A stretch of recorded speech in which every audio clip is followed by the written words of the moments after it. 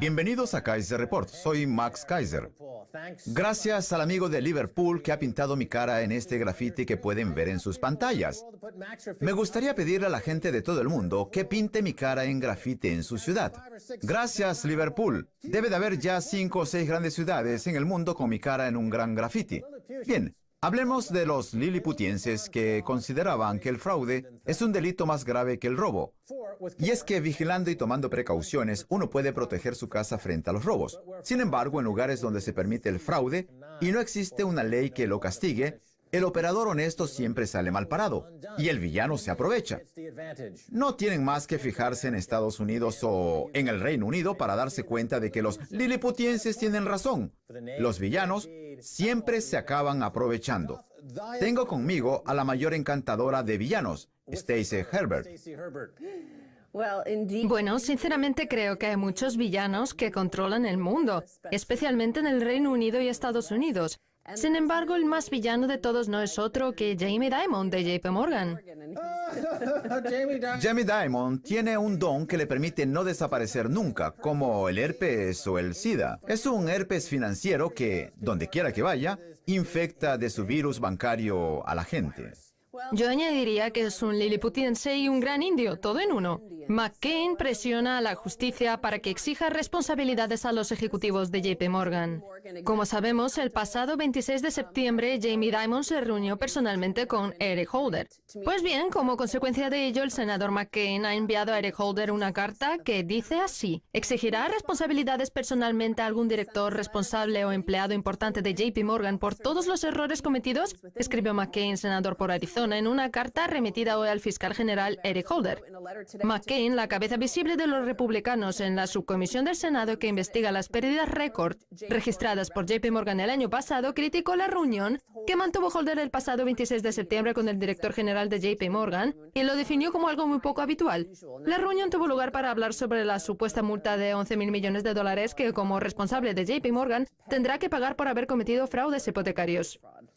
Enhorabuena a John McCain, retiro todo lo desagradable que dije de él por sus tendencias belicosas y su intención de bombardear Irán. Voy a eliminar el tuit en el que dije: querido Vietnam, llévese a John McCain y métalo de nuevo en un campamento para prisioneros de guerra, que parece que eso le gusta. Parece que quiere enfrentarse a los banqueros mafiosos y por eso escribió una carta a Eric Holder. Desgraciadamente, Eric Holder, al igual que Gary Gensler, de la Comisión de Comercio en Futuro sobre Mercancías, que los miembros de la Comisión sobre Intercambios y Garantías y que el resto de las autoridades reguladoras son pagados por Jamie Dimon.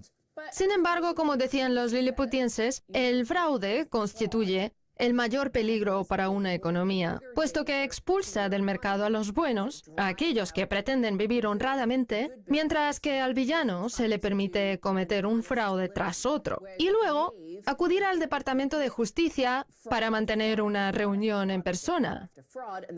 La situación podría parecerse al encuentro entre Príncipe Vander y Blair. ¿Lo amenazó? ¿Quién sabe lo que sucedió en esa reunión? El caso es que John McCain afirmó: su encuentro en persona con el director general de una empresa a la que se está investigando por la vía penal, celebrado a petición del propio director, mientras las negociaciones sobre la posibilidad de llegar a un acuerdo sobre el pago aún siguen abiertas.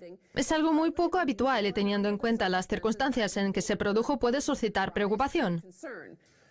Como solía decir William Blake, antiguo regulador bancario que metió a muchos banqueros en la cárcel tras la crisis de ahorros y préstamos, la economía de Estados Unidos tiene una marcada naturaleza delictiva. Y ese carácter se pone de manifiesto día tras día. Eso sí, nuestros amigos de la CNBC lo niegan todo. No creen que Jamie Dimon o Lloyd Blankfein de Goldman Sachs hayan cometido grandes delitos o fraudes, pero lo han hecho y hay pruebas de ello. Si tras la crisis de ahorros y préstamos no se hubiera legalizado los fraudes bancarios que comete Jamie Dimon en la actualidad, estaría en la cárcel, al igual que los banqueros de esa época. Recuerda que una de las consecuencias de la crisis de ahorros y préstamos fue cuando los banqueros cambiaron las leyes para que los delitos cometidos durante esa crisis fueran legales. Descriminalizaron las estafas Ponzi y el terrorismo bancario, una forma de ganar dinero ampliamente aceptada en Estados Unidos. Pues bien, si las leyes no hubieran cambiado, Jamie Dimon estaría sentado al lado de Bernie Madoff. Sin embargo, Eric Holder y toda la clase dirigente de Washington que recibe dinero de los extorsionadores de Wall Street han cambiado las leyes para que los delitos, con penas de prisión e incluso ahorcamiento, ya no lo sean. Cabe señalar que ahora en el mundo de los tuiteros interesados en el mundo de las finanzas, las estafas Ponzi se denominan estafas Osborne. Estafas Osborne. Creo que debemos explicar de dónde salen las referencias a los liliputienses. Hablamos del libro Los viajes de Gulliver. Escrito por Swift en 1726. Son los liliputienses. Eso es. Sí, parecen muy sabios los liliputienses. Bien, estamos hablando de un ambiente delictivo en el que abundan los fraudes y los villanos. Ahora bien, ¿cómo llega a ocurrir eso? ¿Cómo es posible que a la población le parezca bien que solo vayan a la cárcel los violentos que protagonizaron los disturbios de Londres hace unos veranos y que, mientras tanto, Jamie Dimon pueda acudir al Departamento de Justicia para reunirse con el fiscal general de Estados Unidos y decidir si se le debe multar o si debe enfrentarse a algún tipo de castigo? Pues bien, todo ello se debe en parte a los medios de comunicación y a la propaganda, lo que nos lleva al siguiente titular: los defensores de JP Morgan de la CNBC. Voy a mostrarte un pequeño vídeo en el que María Bartiromo de la CNBC entrevista a Alex Parin del Huffington Post. ¿Deberíamos hablar de la fortaleza financiera de JP Morgan en este momento? Porque a pesar de las pérdidas, el banco sigue funcionando bien. Ha conseguido ganancias de decenas de miles de millones de dólares e ingresos de cientos de miles de millones. ¿Cómo puede usted criticar eso? Creo que muchos de sus ingresos y de sus ganancias proceden de operaciones turbias. Venga ya, operaciones turbias. Es la misma mentalidad de la época de las plantaciones. Resulta curioso comprobar cómo los políticos de Estados Unidos están rompiendo las barreras raciales.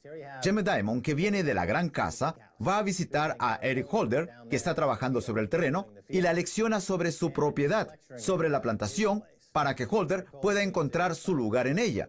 Lo mismo le ocurre a Barack Obama. Y María Bartiromo es como una bella mujer del sur profundo estadounidense.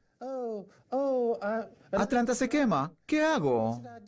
Volviendo al asunto de Jamie Dimon y JP Morgan, María Bartiromo le preguntó a Alex Parin qué habían hecho mal y qué delitos habían cometido, y le instó a que mencionara 3. Pues bien, yo misma lo haré. En primer lugar, lo que sucedió en el condado de Jefferson, en Alabama, donde los banqueros de JP Morgan sobornaron a los oficiales del condado. Ahora bien, los únicos en ir a la cárcel fueron los que aceptaron los sobornos, no los banqueros de JP Morgan, que se limitaron a pagar una multa por las permutas fraudulentas del incumplimiento crediticio.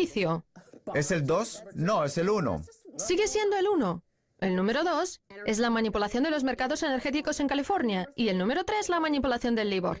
Y es que Fannie Mae y Freddie Mac, las agencias respaldadas por el gobierno, han demandado a JP Morgan, el banco de Jamie Dimon, por manipular las tasas de interés globales en un mercado que mueve más de 300 billones de dólares. Y a esos 3 hay que añadirles el caso de la AIG, el de Madoff, en el que JP Morgan y Jamie Dimon estaban metidos hasta la coronilla. La violación de los requisitos de capital mínimo, que incumplen las 24 horas del día, 7 días a la semana, etc. La lista es interminable. Tienen un historial delictivo peor que el de Tony Soprano. Pero Jamie Dimon es blanco, y eso en Estados Unidos implica que tiene razón. Sin embargo, Eric Holder es claramente negro y a él tampoco se le castiga por los delitos cometidos. No creo que se trate de un problema racial. Pero le dieron una lección. Sí. Porque se estaba pasando de la línea que debe observar. Así que tuvieron que enviar a Jamie Dimon, el gran padre blanco de Wall Street, para decirle a Eric Holder: ocupe su sitio. Eso es lo que está ocurriendo. Estamos utilizando muchas metáforas en el programa de hoy. Tú empezaste hablando de los liliputienses. ¿A quién se le ha ocurrido poner a los liliputienses en el teleprompter? No lo sé, pero el caso es que están. Ya ven, Max se limita a leer el teleprompter y yo soy quien escribe. Nadie duda de ello. Bien, la otra cuestión de la que hablaban son los beneficios, que han dilapidado por completo. Felix Salmon, de Reuters, escribe: además, los bancos no deberían tener beneficios desmesurados, solo son intermediarios, y en una economía eficaz la competencia debería acabar rápidamente con sus beneficios. El hecho de que las ganancias de los bancos sean elevadas constituye un indicio de que el banco en cuestión está extrayendo beneficios de la economía en lugar de ayudarla a crecer. Como dijiste al principio del programa, los liliputienses pensaban que el fraude era un delito grave porque permite que los villanos se reproduzcan. Pues bien, aquí tenemos un claro ejemplo de cómo aumentan los beneficios del sector bancario, porque a los villanos Se les permite robar, engañar, absorber y cometer fraudes una y otra vez. Bueno, yo prefiero quedarme con la comparación de las plantaciones. El argumento que se utilizaba en el sur para justificar la esclavitud era precisamente que era rentable. Pues bien, Jamie Dimon dice en relación con los fraudes que comete cada día son rentables y por lo tanto es honesto cometerlos. Por su parte, María Bartiromo, o como quiera que se llame, es partidaria de la idea de que cada uno debe hacer lo que le corresponde. Jamie Dimon es un aristócrata que sabe qué es lo mejor para Estados Unidos y para el resto del mundo. Concédanle el beneficio de la duda, está por encima de la ley, y si no les gusta, vayan a recoger algodón. Por último, Felix Salmon también señala en su artículo que la razón por la que Jamie Dimon fue a reunirse con Eric Holder fue en relación con el fraude de las hipotecas que destruyó el mercado hipotecario estadounidense. De hecho, en la actualidad, casi el 100% de las hipotecas están respaldadas por el gobierno de Estados Unidos, puesto que el sector privado no existe. Como consecuencia de las mentiras de JP Morgan sobre sus hipotecas, el país sufrió unos daños mucho más graves que los que se habrían producido si el precio de las acciones hubiera bajado. Y dado que JP Morgan se mete en problemas con las autoridades una y otra vez, la opinión pública tiene todo el derecho a exigir responsabilidades a las personas al frente del banco. Tras la crisis del 2008, cuando los beneficios de los bancos se vieron dilapidados por completo por el nivel excesivo de apalancamiento y de las apuestas equivocadas, surgió la idea de que para restaurar la honestidad de la economía y que los bancos volvieran a ganar dinero, se les tenía que rescatar por billones y billones de dólares para restaurar el fundamentalismo de los mercados, en virtud de lo cual los beneficios priman sobre las personas. La misma filosofía reza en aquellos que se colocan una bomba en el cuerpo, acuden a una cafetería y la hacen estallar. Jamie Dimon hace lo mismo con la deuda. Es un banquero suicida. Y María Bartiromo justifica el fundamentalismo y el terrorismo de los mercados. Gracias, María. Lo está haciendo perfecto. Muy bien, Stacy. Gracias por estar en Kaiser Report. Gracias, Max. No se pierdan la segunda parte.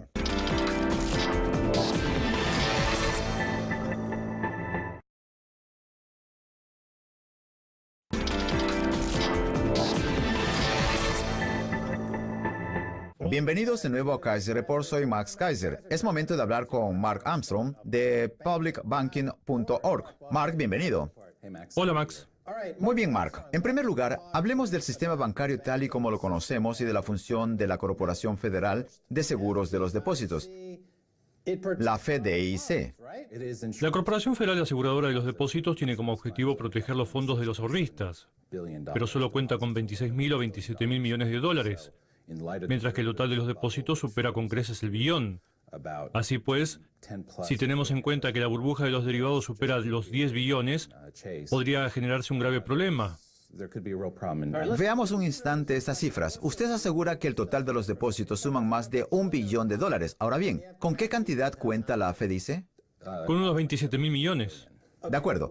Recordemos, por ejemplo, lo que sucedió en Chipre, donde se produjo un retiro de dinero y los depósitos que los ciudadanos tenían en los bancos fueron confiscados por el gobierno.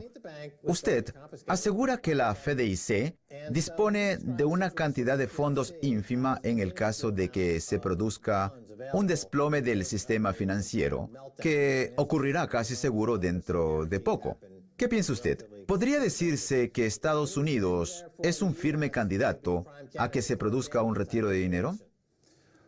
Sí, porque según la ley Dodd-Frank, los contribuyentes no pueden rescatar a los bancos. Por lo tanto, cuando quiebren, ¿qué van a hacer?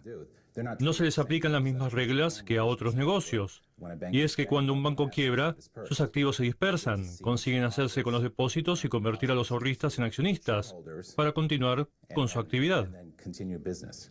Bien, hay otro aspecto muy importante del que usted y Ellen Brown, seguidora y amiga de este programa, hablan en publicbanking.org. ¿El ahorrista es dueño de su depósito? No. Explíquelo mejor. Si yo le doy mi dinero al HSBC o Citibank o a cualquier otro banco, ¿no soy dueño de ese dinero?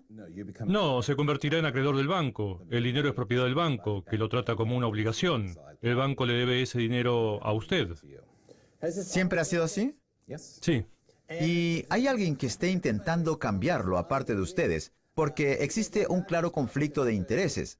Si las cosas van mal, lo primero que dice el banco es que esos depósitos son suyos y que uno tiene que hacer cola detrás de los grandes acreedores. El año 2008 fue una llamada de atención para la opinión pública estadounidense y el resto del mundo.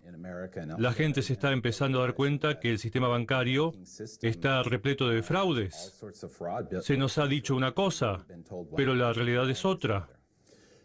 El sistema está repleto de fraudes. Parece como si hubiera una plaga y todos los bancos y entidades compartieran estos fraudes. En la década de 1980 se produjo la crisis de ahorros y préstamos, cuando bancos extendían certificados de depósitos a la gente sabiendo que no podría pagarlos y que cuando eso ocurriera, el gobierno intervendría, es decir, se aprovecharon del sistema. Ahora bien, cuando se descubrió ese escándalo, en lugar de que el gobierno o cualquier autoridad impusiera normas que evitaran que eso volviera a suceder, parece que los grupos de presión de los bancos estadounidenses encontraron la fórmula para cambiar las leyes de manera que cuando volviera a hacer lo mismo, no fueran a la cárcel, como sucedió la vez anterior, cuando más de 1,000 banqueros acabaron en prisión. Mark Armstrong, ¿me equivoco? No, tiene toda la razón. Y lo peor es que, a pesar de las leyes existentes en el ámbito de las quiebras, se les trata de forma especial.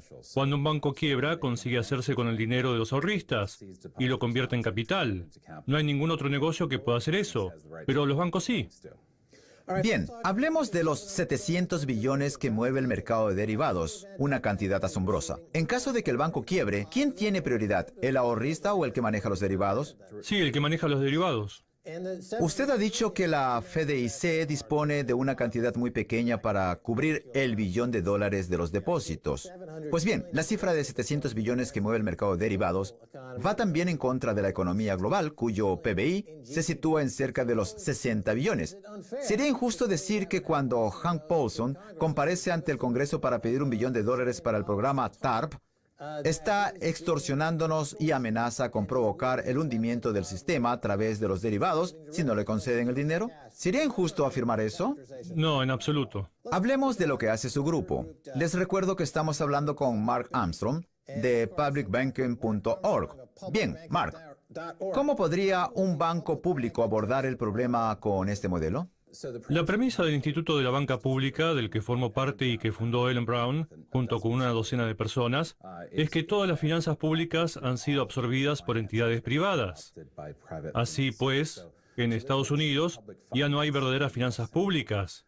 En casi todos los estados, el dinero público y el que procede de los impuestos se deposita en bancos privados, lo que genera una cierta dependencia de las autoridades públicas hacia el sector privado. El concepto de la banca pública consiste en depositar el dinero de los ahorristas, que supera el $1 billón, en bancos públicos controlados por el Estado, que luego pueden utilizar su capacidad de crear crédito para financiar la construcción de puentes, escuelas y otras infraestructuras necesarias. Parece que el sector bancario es muy simple. Cuando yo trabajaba en Wall Street, estaba en vigor la regla 363, que significa pagar intereses al 3%, prestar dinero al 6% y llegar al campo de golf antes de las 3. Sin embargo, este modelo de banca es tan simple que es prácticamente un servicio público. Me gustaría compararlo con el suministro de luz, que está regulado desde hace muchos años, ya que no es deseable que las empresas privadas determinen el precio de la energía, porque podría provocar daños a la economía. Pues bien, lo mismo ocurre con el sector bancario, que es un servicio público. Sin embargo, ya no existen bancos públicos. Todos han sido adquiridos por bancos gigantes, privatizados y apalancados hasta niveles de 50 o 60 a 1. Lo que usted dice podría provocar esta reacción en los que se olvidan de la historia de la banca. Usted está desterrando el mercado libre y el capitalismo para volver a una especie de modelo intervencionista. Pero eso es falso. Usted propone que los bancos vuelvan a su origen. Sí. Es un negocio muy simple con una actividad muy sencilla y no debería organizarse de forma tan compleja. Si tomamos en consideración servicios públicos como la luz, el agua, los transportes o el correo, nos damos cuenta de que probablemente hay uno que sea más importante que todos ellos: la creación del dinero. Cada uno de esos mercados se concibe como un ámbito cuya industria se quiere regular, además de proporcionar un servicio público. Eso es lo que hace posible que salga agua del grifo, que la electricidad circule por los cables o que el correo se distribuya por todos los lugares, aunque esos servicios se estén privatizando, tanto en el Reino Unido como en Estados Unidos.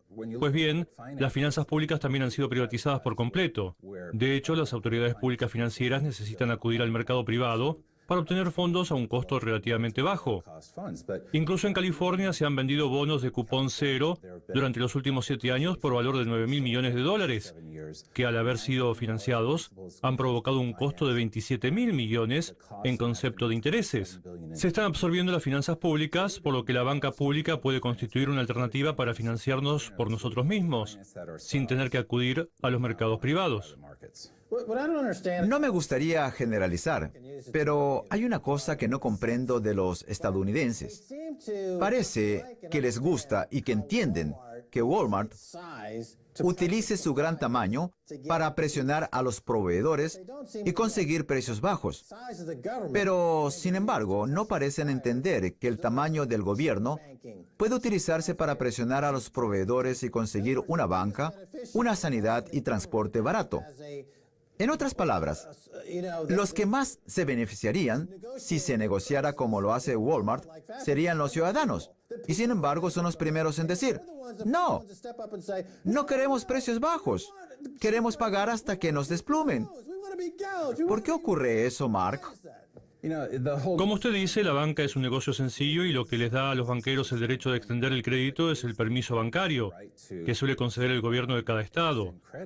Sin embargo, los gobiernos se privan del derecho de poseer ese mismo permiso, sentarse en la mesa y tener acceso a fondos a bajo costo, que es lo que se necesita para financiar mejor los puentes, las escuelas, etc. Fíjese en el puente de la Bahía de San Francisco, que acaba de volverse a abrir. Es un puente muy bonito. Hace 2 días que lo crucé por primera vez.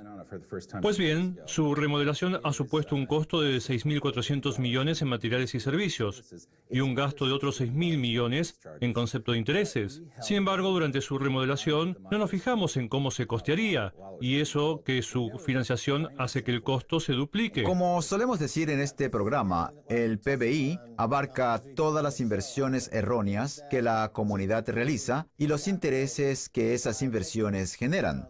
Sin embargo, cuando analizamos la inflación respecto al trabajo, comprobamos que todo se devalúa. Así pues, si uno se gana la vida trabajando, todo se devalúa. Y eso que Ben Bernanke insiste en mantener las tasas de interés bajas para ayudarnos.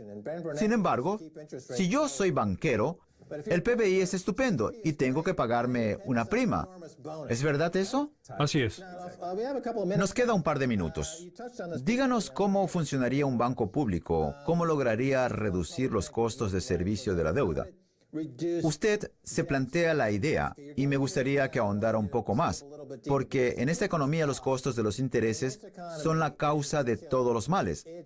De forma que si las tasas de interés volvieran a situarse en un nivel normal del 5%, que constituye el interés habitual del bono a 10 años desde que acabó la guerra, en lugar del 0,5% actual, el costo de los intereses aumentaría un 500% o incluso más.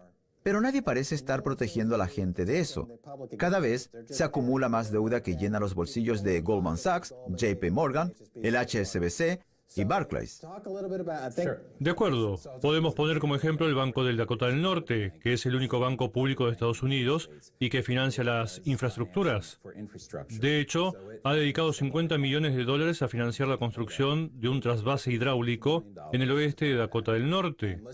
Ahora bien, veamos cómo funciona. Los consumidores de agua son los que pagan los intereses. Sin embargo, no importa cuál es el interés, porque todos esos intereses son abonados al banco, que es propiedad de los ciudadanos, por lo que ese dinero adquiere la consideración de ganancias para los presupuestos generales, lo que permite a su vez bajar los impuestos u ofrecer mejores servicios. Al final se acaba creando un círculo cerrado en el que no importa cuáles son los intereses, puesto que si la gente paga los intereses, pero luego se le devuelven en forma de beneficios. Esa es la mayor proposición del valor que ofrece un banco público. Los intereses son devueltos a la misma economía que los pagó. ¿Qué ocurrió con el Banco de Dakota del Norte durante la crisis financiera? En el 2008 las ganancias sobre el patrimonio alcanzaron el 25%. El banco no se vino abajo, sino todo lo contrario. Así es, y las ganancias sobre los activos se situaron en el 2%. Le fue muy bien. Lo interesante de los bancos públicos es que van al revés de los ciclos. Parte de nuestro material procede de América Latina, donde hay un gran número de bancos públicos. Pues bien, uno de los estudios llevados a cabo recientemente revela que los bancos crecieron durante la recesión, al igual que el Banco de Dakota del Norte. Por lo tanto, están haciendo lo que cabe esperar de una economía sana y equilibrada. Cuando un área se viene abajo, otra la compensa. Exacto.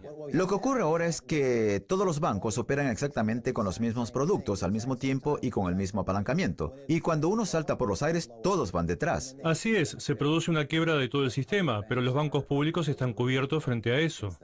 Estupendo, Mark Armstrong. Nos quedamos sin tiempo. Muchas gracias por estar en Kaiser Report. Gracias.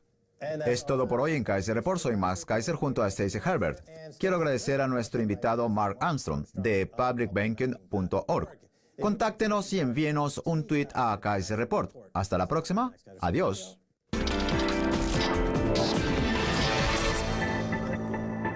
Registradas por JP Morgan el año pasado, criticó la reunión que mantuvo Holder el pasado 26 de septiembre con el director general de JP Morgan y lo definió como algo muy poco habitual.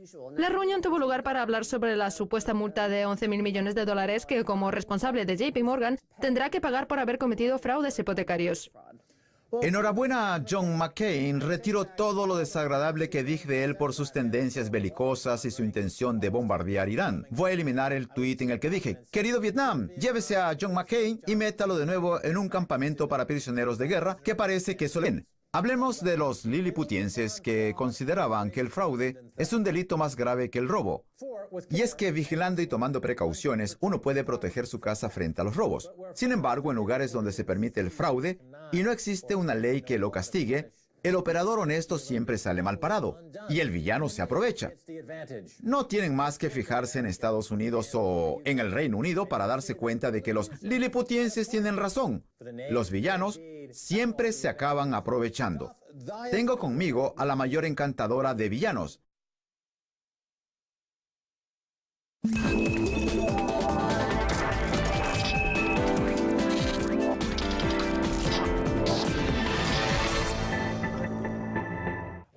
Bienvenidos a Kaiser Report. Soy Max Kaiser.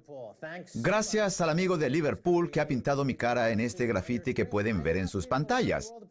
Me gustaría pedirle a la gente de todo el mundo que pinte mi cara en grafiti en su ciudad.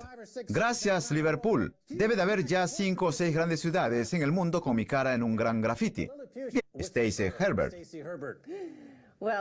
Bueno, sinceramente creo que hay muchos villanos que controlan el mundo, especialmente en el Reino Unido y Estados Unidos. Sin embargo, el más villano de todos no es otro que Jamie Dimon de JP Morgan. Jamie Dimon tiene un don que le permite no desaparecer nunca, como el herpes o el SIDA. Es un herpes financiero que, donde quiera que vaya, infecta de su virus bancario a la gente. Yo añadiría que es un liliputiense y un gran indio, todo en uno. McCain presiona a la justicia para que exija responsabilidades a los ejecutivos de JP Morgan. Como sabemos, el pasado 26 de septiembre, Jamie Dimon se reunió personalmente con Eric Holder. Pues bien, como consecuencia de ello, el senador McCain ha enviado a Eric Holder una carta que dice así: ¿exigirá responsabilidades personalmente a algún director responsable o empleado importante de JP Morgan por todos los errores cometidos? Escribió McCain, senador por Arizona, en una carta remitida hoy al fiscal general Eric Holder. McCain, la cabeza visible de los republicanos en la subcomisión del Senado que investiga las pérdidas récord registradas